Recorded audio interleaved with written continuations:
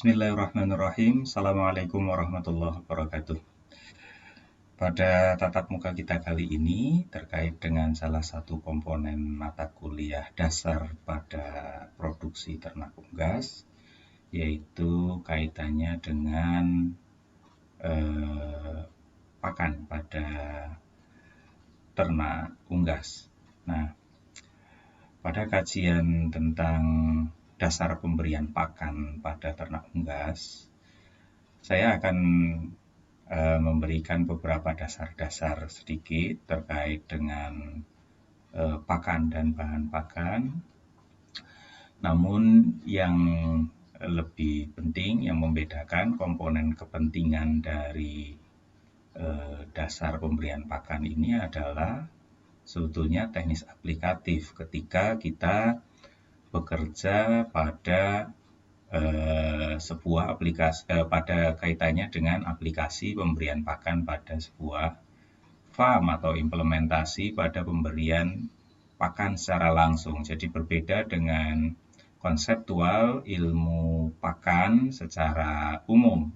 Jadi di laboratorium ternak unggas ini kita lebih berbicara pada aspek teknis. Namun tidak ada salahnya saya sedikit mengingatkan terkait dengan komponen-komponen dasar pada pemberian pakan pada unggas. Nanti pada tatap muka selanjutnya kita akan lebih banyak berdiskusi pada teknis pemberian pakan dan dampaknya pada ternak unggas. Sebagaimana disebutkan tadi, pada awal ini kita lebih berkonsentrasi pada beberapa terminologi dasar untuk mengingatkan kalian sebelum beranjak pada teknis pemberiannya. Ada beberapa terminologi dasar kaitannya dengan pakan. Ada pakannya, kalau kita berbicara pakan pada unggas, itu berarti komponen campuran bahan pakan, mudahnya itu. Kemudian ada zat makanan, berarti kadar nutriennya. Nah, dalam pemberian pakan, itu tidak hanya memberikan, tetapi juga harus memenuhi standar kebutuhan. Maka ada kandungan atau zat makanan nutrien yang perlu dipertimbangkan. Nah, kemudian fungsi pakan itu pada ternak unggas seperti apa? Sebetulnya fungsi pakan itu ya artinya setelah dia terkonsumsi, dicerna, diserap, dia bisa menyediakan 3 fungsi dasar pada unggas. Yang pertama kepentingan untuk maintenance, yaitu metabolisme basal, produksi panas tubuh, dan mengganti sel-sel yang rusak, artinya mekanisme dasar. Yang kedua, memenuhi kepentingan aktivitas. Jadi, sebagaimana makhluk hidup, pasti dia melakukan sebuah aktivitas. Nah, ketika 2 komponen itu terpenuhi, maka kepentingan lanjutnya adalah berproduksi, baik tumbuh, berkembang, memproduksi telur, atau menggemukkan, atau pertambahan bobot badan misalnya. Oleh karena itu, dalam memberikan pakan untuk ternak unggas, ada komponen dasar yaitu maintenance dan aktivitas yang harus dipenuhi terlebih dahulu, kemudian produksi.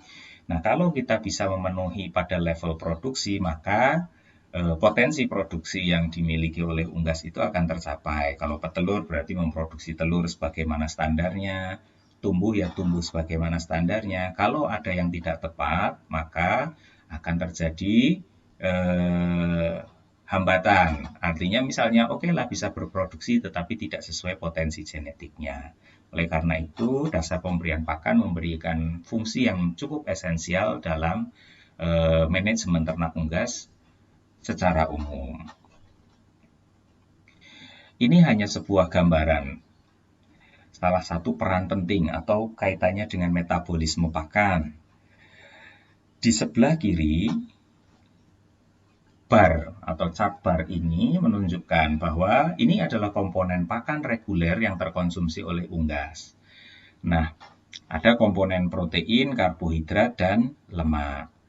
Nah, berbasis pada dry weight-nya atau bobot keringnya, setelah dikonversi menjadi karkas, protein menduduki proporsi terbesar yang bisa dikonversi menjadi komponen penyusun karkas. Diikuti dengan energi dan lemak.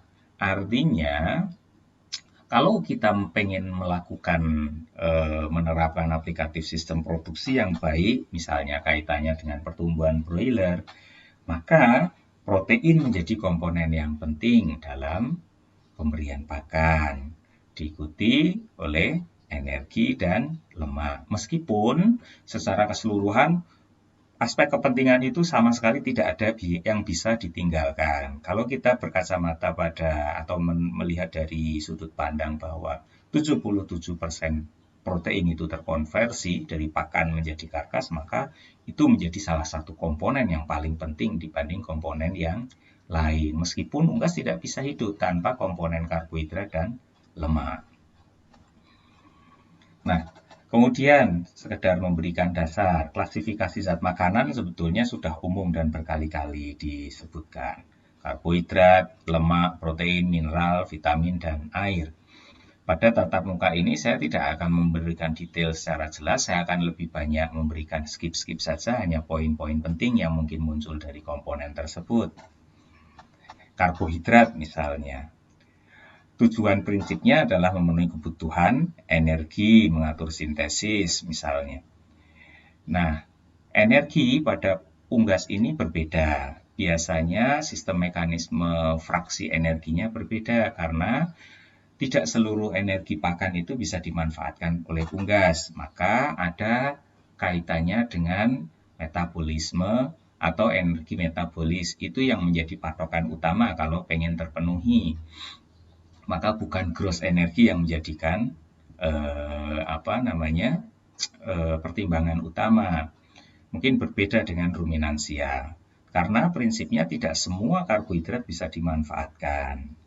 Nah, unggas tidak memiliki atau sangat terbatas memiliki enzim laktos atau selulose, sehingga biasanya perlu ditambahkan adanya probiotik atau prebiotik yang mengenhance peningkatan jumlah probiotik di dalam saluran pencernaan, sehingga unggas bisa membantu unggas untuk meningkatkan kecernaan komponen-komponen energi yang tidak tercerna. Antara lain adalah komponen serat misalnya.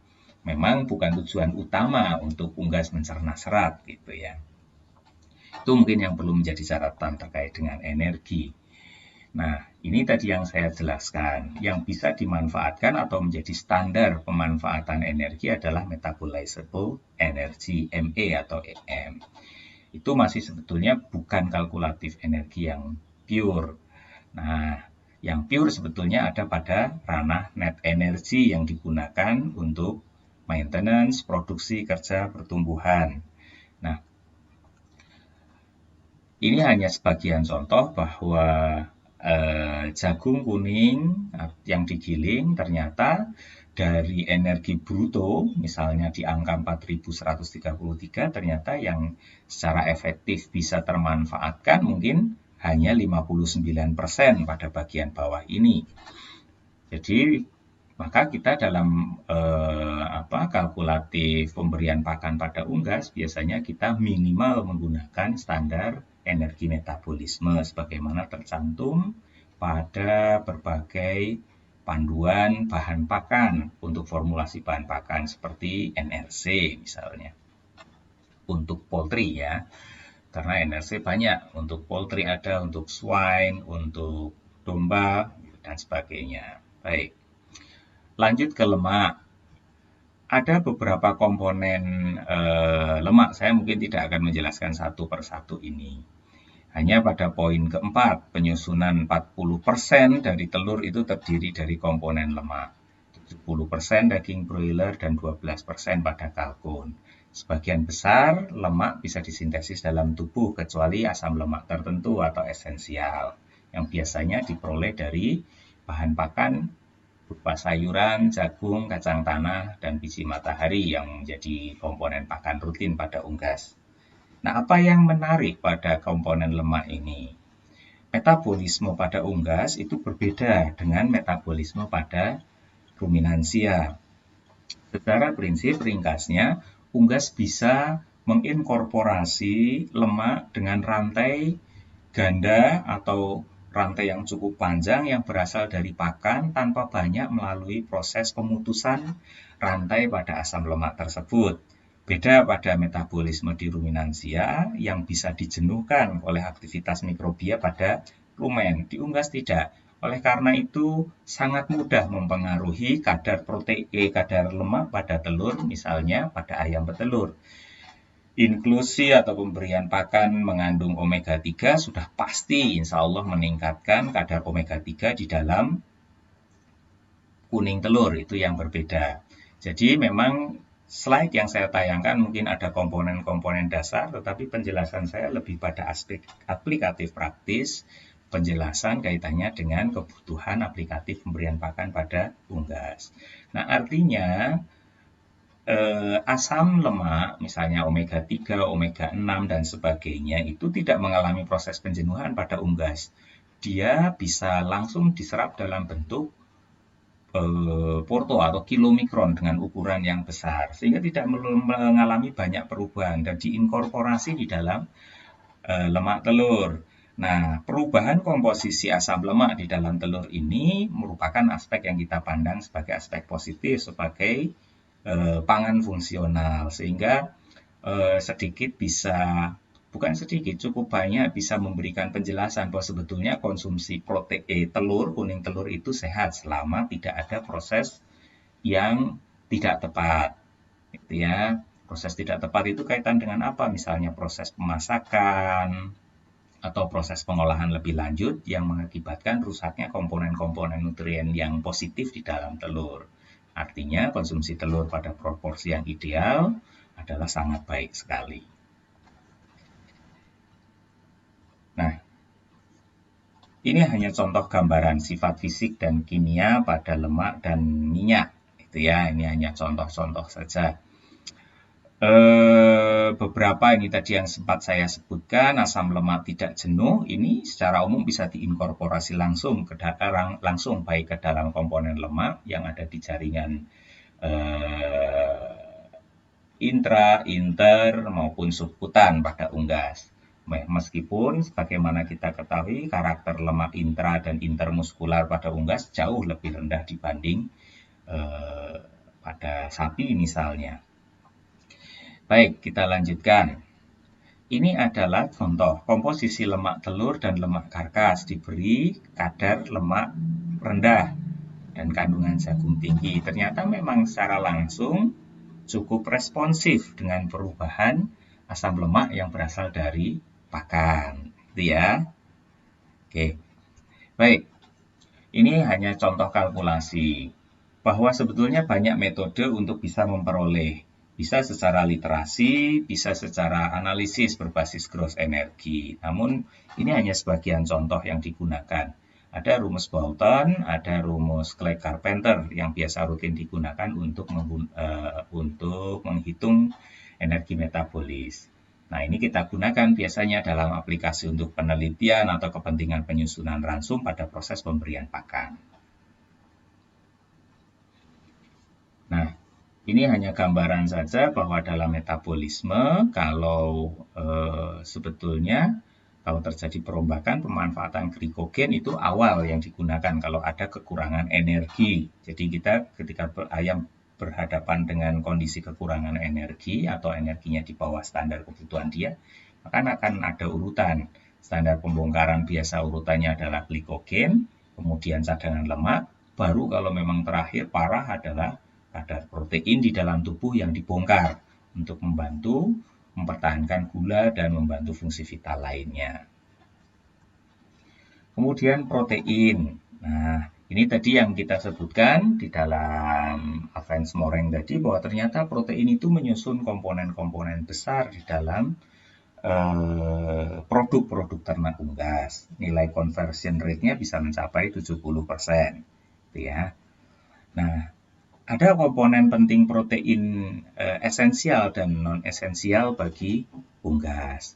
Nah, yang non-esensial prinsipnya bisa disintesis dari komponen lain atau asam amino esensial misalnya, sebagaimana kami sajikan pada gambaran screenshot di depan ini, gitu ya. Misalnya Tirosin disintesa dari fenilalanin, sistin bisa dari metionin. Artinya selama komponen esensial itu tersedia, maka artinya komponen non esensial itu bisa tersedia dengan baik. Oke, sedikit kita cut. Ini adalah komponen asam lemak esensial bagi ternak unggas. Arginin, histidin, isoleusin, leusin, lisin, metionin, fenilalanin, treonin, triptofan, dan valin. Nah, ada beberapa komponen yang menjadi pertimbangan di dalam pemberian pakan untuk unggas, khususnya kaitannya dengan protein. Komponen protein nabati itu secara umum tidak bisa menggantikan kontribusi pemberian kadar protein hewani yang ada di dalam pakan. Artinya kan begini, kalau kita menyusun sebuah formulasi pakan, biasanya terdiri dari komponen sumber protein nabati dan hewani. Nah, yang paling esensial adalah komponen yang berasal dari hewani. Antara lain apa keunggulannya? Mulai dari kandungan CA dan P yang relatif lebih tinggi, kemudian kandungan vitamin B12, B kompleks riboflavin, dan asam amino tertentu yang abundance, yang jumlahnya banyak pada hewani dan menjadi terbatas pada nabati seperti metionin dan lisin. Nah, komponen-komponen ini tidak banyak bisa tergantikan pada asam amino yang berasal dari komponen protein nabati. Oleh karena itu, memang di dalam sistem formulasi pakan itu kita pengen mencari least cost. Namun ada beberapa asam-asam amino tertentu seperti metionin, lisin yang wajib ada dan itu tidak mungkin atau susah tanpa mengcombine sumber protein dari kadar protein hewani. Beberapa contoh kadar protein hewani bisa diperoleh mulai dari meat bone meal, kemudian poultry meat meal, kemudian dan banyak, mungkin tepung ikan gitu. Itu yang memiliki atau biasanya banyak digunakan sebagai sumber bahan pakan pada ternak unggas. Kemudian komponen vitamin, ini tidak bisa disintesis secara umum sehingga harus didatangkan dari luar tubuh, memiliki fungsi penting. Koenzim, regulator metabolisme, kemudian biasanya digolongkan menjadi tidak larut di dalam lemak. Secara prinsip, unggas biasanya mendapatkan komponen vitamin ini murni di dalam pakan. Artinya bisa melalui suplementasi atau memang bahan pakan yang memang sudah ideal terkonsumsi oleh unggas. Kemudian komponen mineral. Ini jumlahnya dibutuhkan dalam sedikit, namun menjadi komponen penting karena perannya sebagai kofaktor enzim, keseimbangan osmosis, homeostatik, dan struktur tulang. Ini menjadi komponen penting lagi pada komponen-komponen seperti ternak unggas petelur misalnya atau pedaging. Pertumbuhan tulang, reserve kalsium fosfor itu menjadi komponen-komponen yang wajib menjadi pertimbangan utama. Misalnya kalsium dan fosfor pada pakan. Itu merupakan salah satu komponen makro yang biasanya dimunculkan karena itu penting sekali kaitannya dengan produksi. Kemudian air. Air ini secara umum menjadi komponen penting di dalam ternak unggas. 55-75% tidak banyak berbeda dengan manusia, kurang lebih tersusun dari komponen air. Dengan fungsi mulai medium transport, limbah metabolisme, reaksi metabolisme, regulasi suhu, ini menjadi penting sekali komponen air ini. Berbeda dengan ternak ruminansia, unggas tidak bisa berkeringat. Oleh karena itu, komponen metabolit air sangat penting kaitannya dengan regulasi suhu tubuh, bukan hanya kaitannya dengan faktor nutrisi. Oleh karena itu, standar kebutuhan air ini betul-betul wajib untuk terpenuhi. Nah, kurang lebih di angka di 2 kali konsumsi pakan, itu daily needs-nya. Sementara konsumsi pakan misalnya bisa mencapai 25% atau kurang, tergantung fase umurnya. Pada unggas muda biasanya bisa mencapai 25% bobot hidupnya konsumsi pakannya. Namun pada umur-umur lebih tua proporsinya menjadi lebih kecil selaras dengan perlambatan pertumbuhannya. Oleh karena itu, prinsipnya kebutuhan air dikalkulasi secara mudah dalam prinsip pemberian pakan adalah 2 kalinya, karena dia juga bisa menjadi penentu dasar untuk menentukan jumlah pakan yang dikonsumsi. Pakan dikonsumsi sangat tergantung oleh beberapa komponen, misalnya kebutuhan metabolit. Jadi bukan hanya masalah seret tidak seret ketika mengkonsumsi makan, tetapi dia butuh komponen-komponen penyeimbang lain. Regulasi suhu tubuh juga menentukan konsumsi pakan. Oleh karena itu, air memberikan kontribusi yang sangat besar terhadap konsumsi pakan. Feed aditif banyak jenisnya, pre, probiotik, esensial, herbal, enzim, dan sebagainya yang biasanya ditambahkan. Fungsi dasarnya secara umum feed aditif adalah bisa menghambat pertumbuhan mikroorganisme tertentu. Kalau broad spektrum biasanya antibiotik yang sekarang sudah mulai di-ban atau dikurangi penggunaannya terutama pada pakan. Kalau hanya untuk kepentingan medis mungkin masih diperlukan untuk ayam-ayam tertentu yang sakit. Bisa memacu pertumbuhan, mencegah oksidasi, memprotek vitamin, pigmentasi agar lebih menarik misalnya produk maupun bagi ayam. Karena warna kuning misalnya penting untuk komponen lemak baik pada daging, pada kulit misalnya dan telur. Lutein warna orange untuk telur misalnya itu akan lebih menarik untuk produknya. Namun pada ayam pigmen ini juga menjadi penting. Warna pakan itu bisa menjadi komponen-komponen penting. Warna yang lebih terang mengarah ke kuning itu merupakan karakteristik warna dengan tingkat preferensi yang lebih tinggi pada unggas. Oleh karena itu, pakan biasanya terutama periode starter didesain dengan warna kuning yang lebih terang. Oke, kita lanjut. Enzim, bisa jadi ada beberapa penambahan enzim. Biasanya bisa jadi karakteristik enzim-enzim yang terkait dengan pencernaan serat kasar misalnya. Ya. Ini saya hanya menjelaskan sekilas saja. Prinsipnya mengoptimalkan mekanisme pencernaan di dalam tubuh. Ini ada contoh saja. Saya tidak akan menjelaskan satu persatu. Ini ada gambaran. Jadi, silanase adalah salah satu enzim yang bisa memperbaiki tingkat kecernaan. Nah, ini kadar apparent metabolic energy jadi dari berbagai sampel. Sampel itu diambil dari tahun ke tahun, ada standar gitu. Kemudian diambil sekian banyak sampel, ternyata memang bervariasi.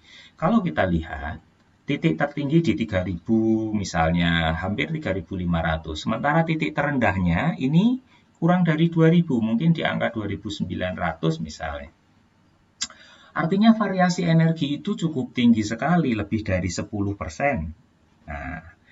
Nah, bayangkan ketika kebutuhan harian itu ditekan kebutuhan energinya kurang dari 10%. Jumlahnya mungkin sepertinya sama, fisik barang sama, tetapi kualitasnya berbeda. Tergantung masa panen misalnya. Artinya misalnya tingkat kadar pati pada jagung itu tergantung masa panennya. Mungkin musim hujan kadar airnya lebih tinggi, bisa jadi kadar patinya mungkin lebih rendah. Atau justru sebaliknya nutriennya lebih banyak tersedia pada musim hujan, kualitas panen saat itu lebih baik misalnya kadar energinya. Saya tidak begitu banyak mengetahui informasi kaitannya dengan sistem pertanian, namun saya hanya menyediakan data dari sebuah literatur yang saya peroleh bahwa ternyata variasi kadar energi itu sangat tinggi. Variasi hingga 10% itu sudah bisa menekan produksi telur, mungkin di angka 5-7%. Jadi sangat merugikan sekali. Oleh karena itu, penambahan enzim misalnya, ketika ditambah silanase misalnya, ini setelah ditambah silanase menjadi relatif lebih stabil perubahan apparent metabolisable energinya. Sehingga penambahan enzim ini memberikan kontribusi yang cukup baik. Memang akhirnya tidak butuh untuk menstabilkan kondisi kecernaan energinya. Akhirnya biasanya pabrikan pakan akan menambahkan enzim silanase ke dalam pakan untuk mengoptimalkan pencernaannya. Atau komponen-komponen lain, ini ada aditif lainnya, misalnya asam fumarat, ini meningkatkan kecernaan protein. Pada hasil yang saya peroleh dari Poultry International ini ternyata bisa meningkatkan performa, menurunkan mortalitas, kemudian slightly reduce, mungkin ada mengakibatkan perubahan pada lemak abdominal. Namun secara prinsip ada perbaikan pada mortalitas, artinya daya tahan tubuhnya menjadi lebih baik. Pengaruh fumarat antibiotik, ini ada beberapa pembandingan, ini juga memberikan dampak-dampak yang cukup positif. Kemudian ketika kita berbicara bahan pakan, ada beberapa bahan pakan alternatif. Nah, bahan pakan alternatif ini biasanya digunakan untuk mensubstitusi. Ada misalnya untuk menggantikan jagung, ada tepung ubi jalar. Ini hanya contoh-contoh saja. Namun ada beberapa kelemahannya, artinya penggunaan produk tertentu untuk menggantikan bahan pakan harus diantisipasi dengan penambahan komponen tertentu atau proses tertentu, sehingga perlu dikalkulasikan apakah secara ekonomi itu masih ideal.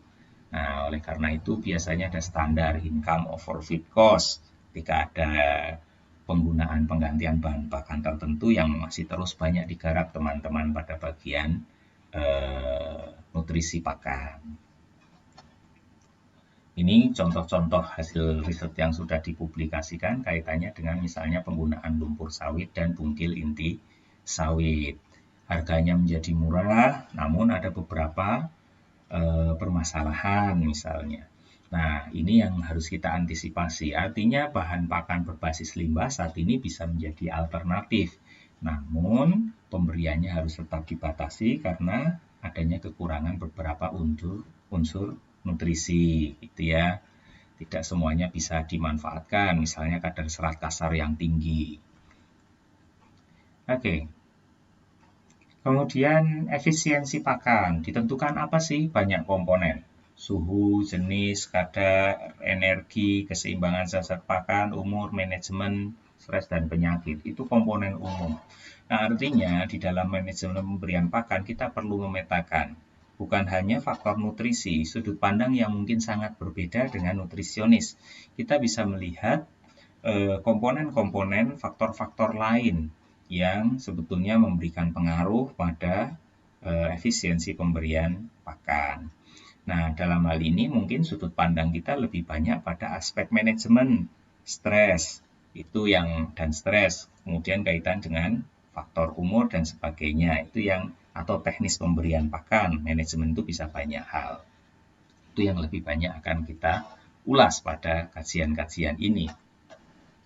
Ini hanya contoh kaitannya dengan manajemen, bahwa perubahan ukuran partikel pakan, artinya misalnya dari crumble, kemudian fine crumble misalnya. Ini hasil riset yang sebetulnya belum kami publikasikan. Ternyata perubahan ukuran pakan itu mau tidak mau juga terjadi. Jadi misalnya di dalam kandang closed house, yang kami temukan adalah dengan semakin jauh jarak dari hopper, feeder hopper, itu kan ada proses pakan dijalankan dengan auger. Nah, ternyata auger ini juga merubah partikel pakan. Partikel pakan yang ideal misalnya pada bagian atas ini besar, tapi bagian bawah ini adalah lemah. Artinya semakin ke belakang dengan adanya pergerakan, kemudian ada panas dan sebagainya pada pipa yang berisi auger, itu bisa berdampak pada semakin kecilnya ukuran partikel pakan. Ini gambaran. Pen 1 adalah pen di mana lokasinya dia dekat dengan hopper yang digunakan untuk memasukkan pakan utama. Sementara pen 4 itu lebih jauh. Kalau kita lihat, ternyata ukuran partikel pakannya menjadi lebih kecil. 1,9 mili berkurang menjadi 1,43. Itu ya. Ini ada yang saya salah tulis, jadi pada S12 komponen ini harusnya partikel size-nya menjadi lebih besar. Nah, ini lebih kecil untuk pakan starter. Ini adalah grower finisher yang partikel size-nya mungkin lebih besar, bisa mencapai 5 sampai 6 mili harusnya. Oke, kita lanjutkan. Artinya, relevansinya apa? Ketika ada perubahan akibat teknis manajemen di kandang itu, ternyata juga berdampak pada perubahan performa. ayam broiler pada umur yang sama yang dipanen yang berada di dekat inlet dengan yang terjauh di inlet, perbedaan per ekor bobot badannya bisa mencapai 150 sampai 200 gram.